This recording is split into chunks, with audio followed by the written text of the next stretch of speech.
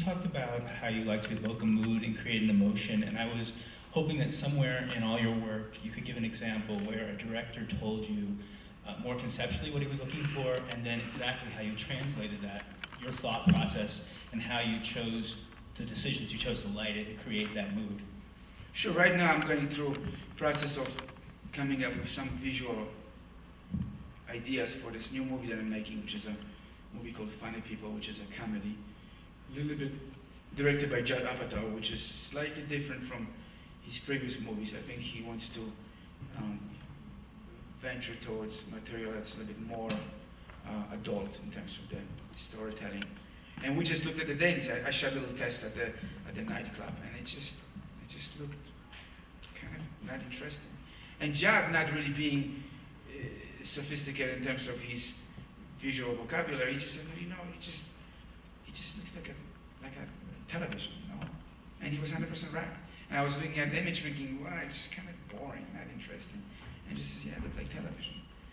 And that's a good thing to start with, So I know that he's not interested in that. It looks kind of, grainless and pretty, and it's got some backlights and smoke and no grain, And he didn't like that. He was very diplomatic and very polite about it, and never would say, look, this looks like shit. He's just, he really expressed his feeling about the image. And that's good enough for me to know that that's not the direction, we should take the picture, So I've been thinking about it. I saw that image on Friday, so I've been thinking about it a lot right now, and I'm going to do other tests where I will take it to another level, Because it's like, I know how to do this so it's safe, and that was safe.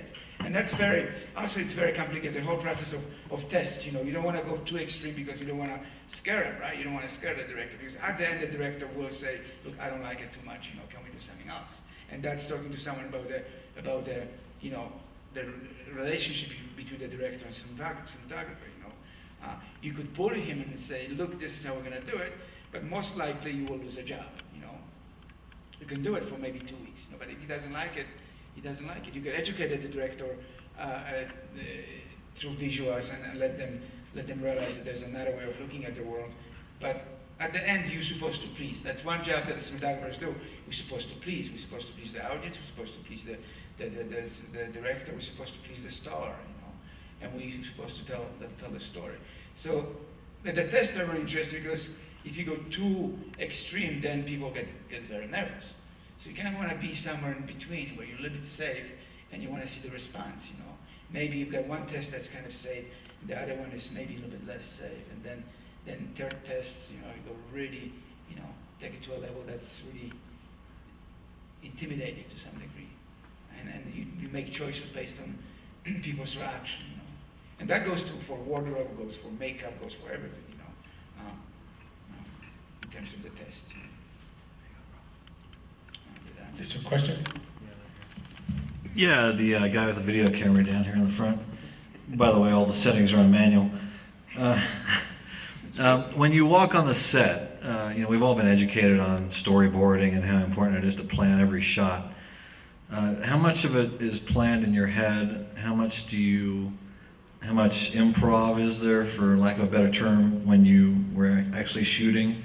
And do you look for just those really great shots, and do you get a glint of childish glee when you find them and you're really pleased with yourself? Well, I think there are three elements that come to this. Is this an action sequence? So of course, if it's an action sequence, so you have to storyboard it so everyone knows what's going on. Is it a CGI-driven sequence? So you have to storyboard it so you know how you can budget the sequence, and also everyone knows what the missing elements will be.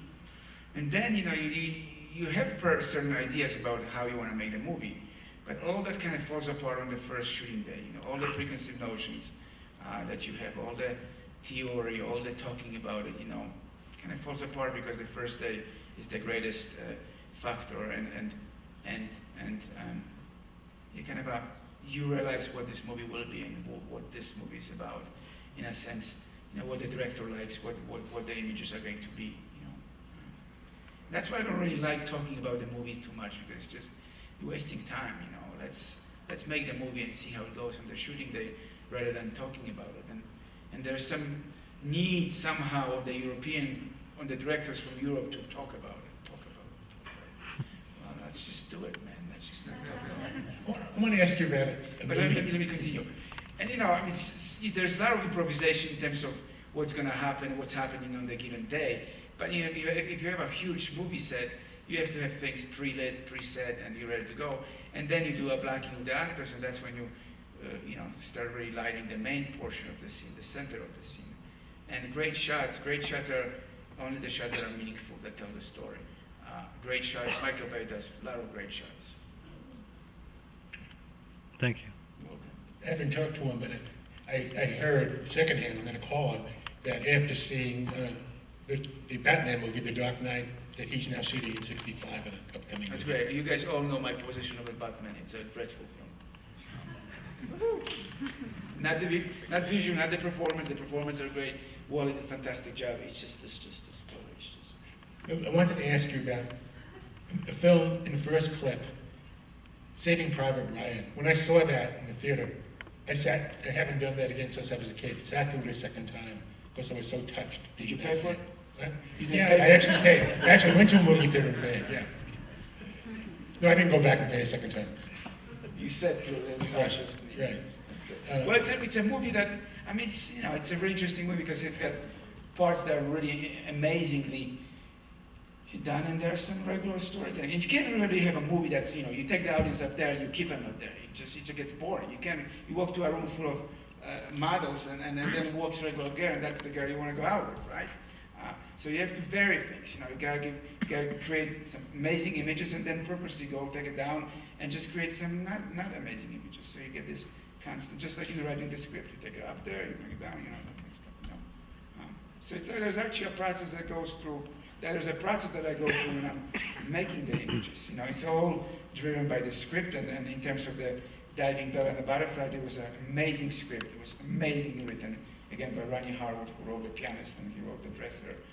But nevertheless, Ronnie did not say, hey, use this, do that, do it like that. He would write the character drifts in and out of conscious as he's waking up from coma. And that's about it. And then you see the opening of the movie, and it's up to me to find out to create what that was, which is also why I like cinematography. Then the Russian army crossed the mountain at night. Okay, it's 2 paragraphs. It took 3 weeks to shoot it, with lights, explosions, all that stuff. So it's all open for interpretation, but yet there's a blueprint that you follow through. And I always say it's all in the script. Read the script and you find the language. Don't force something on the script that it's not organic to the story.